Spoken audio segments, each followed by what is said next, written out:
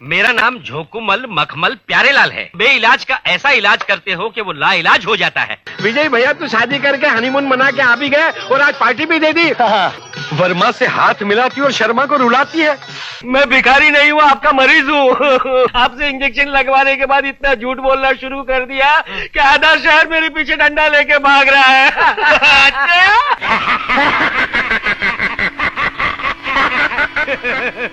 ये बम्बई है, जिसके हाथ में नोट वही उसका मालिक होता है। 70 के दशक की बात है। एशिया के सबसे बड़े हॉल में एक स्टेज शो चल रहा था, जिसमें एक ठिगने कद का आदमी अपनी अलग अलग आवाजों से सामने बैठे हजारों लोगों का मनोरंजन कर रहा था। इन लोगों में मुंबई की बस्तियों से आया एक लड़का भी बैठा हुआ था और उस लड़के ने सामने मंच पर खड़े आदमी से प्रभावित होकर खुद भी उनकी तरह बनने का इरादा बना लिया। लड़के के मन में अलग अलग आवाजें निकाल कर लोगों को खुश करने की ललक पैदा हो गई थी। समय बीतने के साथ वो लड़का हिंदी सिनेमा का सबसे चर्चित कॉमेडियन बन जाता है और वो ठिगने कद का आदमी भी अपने आप को इंडस्ट्री में स्थापित कर लेता है। दोनों कई फिल्मों में काम करते हैं और पूरी दुनिया में अपनी पहचान बना लेते हैं। उस लड़के को दुनिया जॉनी लीवर के नाम से जानने लगती है और वो आदमी जिसने जॉनी लीवर को मिमिक्री सीखने और फिल्मों में आने के लिए प्रेरित किया था वो थे दिनेश हिंगू। आज की वीडियो में हम इसी महान शख्सियत के बारे में जली को आग कहते हैं, बुझी को राख। जिस आग से बने बारूद उसे विश्वनाथ कहते हैं। खुद कोयला है और कोयले की खान खरीद रहा है। अरे क्या बोलेगा आरटीओ वाला, कैसे कैसे लोगों को लाइसेंस दे देता है। एक छोकरा जीप में आया, मेरे को पीछे से ठोक डाला। सारा गाड़ी को क्या काटा है? ये गाड़ी की बॉडी की बात काटा है। ये हमारा गाड़ी है, दूर खड़ा रहो, स्क्रैच पड़ जाएगा। तकदीर का फाटक खुल गया समझो बाबा। मेरे को मालूम है तुम जितना कमीना है उतना ही शरीफ तुम्हारा बेटी है।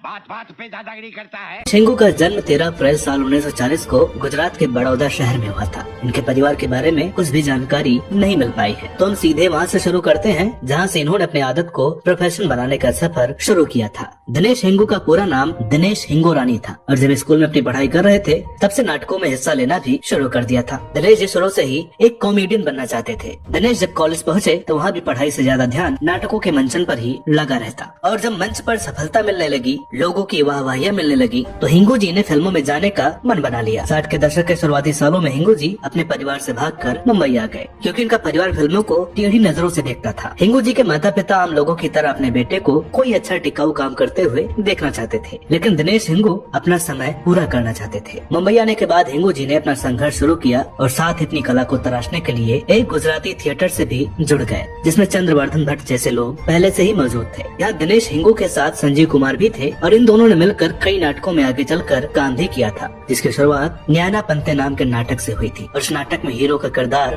सोहराब मोदी निभा रहे थे। आगे चलकर फिल्मों में विलन बनकर अपनी शुरुआत करने वाले हिंगू अपने इस पहले नाटक में भी मुख्य विलन के साथ ही बने हुए थे। मुख्य विलन का किरदार इस नाटक में संजीव कुमार ने निभाया था। आगे चलकर संजीव कुमार और दिनेश हिंगू बहुत अच्छे दोस्त बन गए और यह दोस्ती कई सालों तक बरकरार रही थी। नाटकों से प्रसिद्ध हुए तो हिंगू जी को स्टेज शोज भी मिलने लगे और यहाँ दिनेश हिंगू मिमिक्री की कई प्रतियोगिताओं में भी हिस्सा लिया करते थे। एक ऐसी प्रतियोगिता को कामिनी कौशल जी जज कर रही थी, जिसमें दिनेश हिंगू को प्रथम स्थान प्राप्त हुआ था और यहाँ से दिनेश हिंगू भारतीय सिनेमा के लोगों के बीच भी काफी चर्चित हो गए थे। यहाँ से दिनेश हिंगू को उस समय के कई नामी गायकों और संगीतकारों जैसे किशोर कुमार, मन्ना डे और रफी साहब के साथ स्टेज शेयर करने का मौका भी मिला। इस तरह दिनेश हिंगू अलग अलग देशों में अपनी मिमिक्री का हुनर दिखाने लगे थे। इस दौरान किशोर कुमार के साथ दिनेश हिंगू ने 12 अलग अलग स्टेज शोज में हिस्सा लिया था, जहाँ उनका काम किशोर कुमार के आने से पहले लोगों को हंसाने और मनोरंजन देने का हुआ करता था। अब बात करते हैं उस किस्से के बारे में जिसका जिक्र हमने वीडियो की शुरुआत में किया था। दरअसल दिनेश हिंगू एक बार सन्मुखानंद हॉल, जो एशिया का सबसे बड़ा हॉल है, वहाँ एक स्टेज शो के दौरान अपना परफॉर्मेंस दे रहे थे, जिसे देखने जॉनी लीवर भी वहाँ मौजूद थे। जॉनी लीवर बताते हैं कि इस परफॉर्मेंस को देखकर ही उनके मन में पहली बार मिमिक्री सीखने और उसे लोगों के सामने परफॉर्म करने की इच्छा हुई थी और इसके बाद दिनेश हिंगू जी ने ही जॉनी लीवर को पहली बार स्टेज पर परफॉर्म करने का मौका दिया था। खैर धीरे धीरे समय बीतता गया और फिर आया साल 1967, जिसमें दिनेश हिंगू को राष्ट्रीय प्रोडक्शन की फिल्म तकदीर में विलन कमल कपूर के हेंचमैन का किरदार निभाने का मौका दिया गया था। इस फिल्म के बारे में एक खास बात यह थी कि इस फिल्म के द्वारा फरीदा जलाल और जलाल आगा सहित सुभाष घई ने अपने अभिनय करियर की शुरुआत की थी, जिसमें सुभाष घई आगे चलकर फिल्म डायरेक्टर बन गए थे। फिल्म तकदीर में हिंगू जी को इस फिल्म में अपने किरदार द्वारा कोई फायदा नहीं हुआ, लेकिन फिल्मों में इनकी शुरुआत हो गई थी और अब इसे जारी रखने की जरूरत थी। साल 1974 में आई फिल्म कोरा कागज वह फिल्म रही जिसमें दिनेश हिंगू को पहली बार नोटिस किया गया था। कोरा कागज कागज के बाद, धूप छांव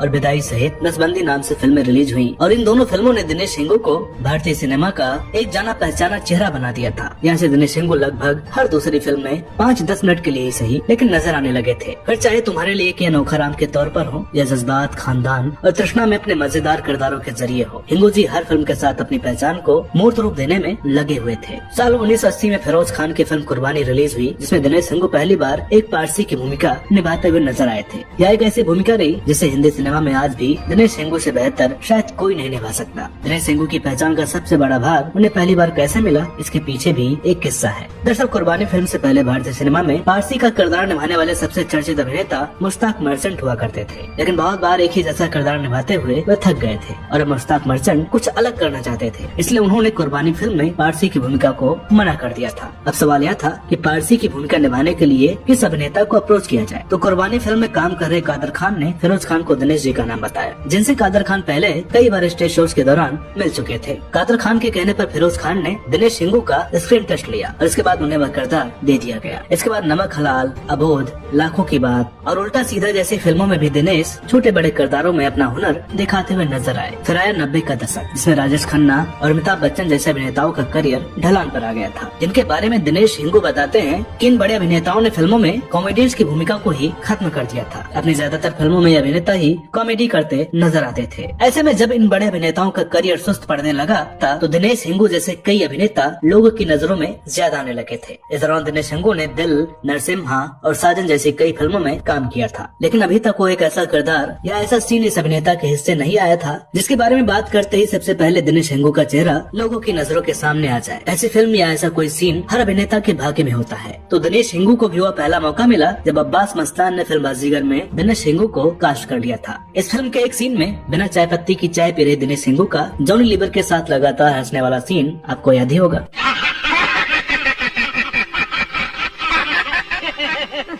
यह वही सीन था जिसके लिए दिनेश हिंगू को लोग आज भी याद करते हैं। इस सीन की सबसे खास बात दिनेश हिंगू की हंसी थी, जिसे सुनकर फिल्म देखने वाले लोग अपनी हंसी को काबू नहीं कर पाते हैं। इस हंसी और इस सीन पर बात करते हुए दिनेश हिंगू बताते हैं कि वो जिस गुजराती थिएटर में नाटकों का मंचन करते थे, उस थिएटर से जुड़े एक लेखक की हंसी भी कुछ इसी तरह की थी। और जब अब्बास मस्तान ने दिनेश हिंगू जी को बाजीगर के उस सीन के बारे में बताया, तो उन्होंने उसी लेखक की हंसी को पर्दे पर अभिनीत करने का काम किया था। दिनेश हिंगू जी के बारे में एक और बात सुनने को मिलती है कि अभिनेता अपने ज्यादातर फिल्मों में अपने सीन और डायलॉग खुद ही बना लेता था। निर्माता सिर्फ इन्हें सीन के सिचुएशन बता देते थे और आगे का काम दिनेश हिंगू को संभालने के लिए दे देते थे। ऐसी कई फिल्मों में बहुत से सीन हैं जो दिनेश हिंगू के दिमाग की उपज है और इनके दौर में ऐसा कुछ निर्माता निर्देशकों द्वारा बाकी कॉमेडियंस के साथ भी किया जाता था, जिसका सबसे बड़ा उदाहरण जॉनी लीवर है। बाजीगर के उनके सभी डायलॉग उन्होंने ही बनाए थे। बहरहाल साल 1993 में दिनेश हिंगू ने 1 दर्जन से भी ज्यादा फिल्मों में काम किया, लेकिन धीरे धीरे यह संख्या घटने लगी थी, जिसके पीछे का कारण कुछ इनकी खुद की सोच का नतीजा था और एक कारण यह भी था कि अब धीरे धीरे फिल्मों में वो किरदार खत्म होने लगे थे जिनके लिए दिनेश हिंगू को फिल्मों में कास्ट किया जाता था। साल 1994 में इना मीना डिक्का और हम आपके हैं कौन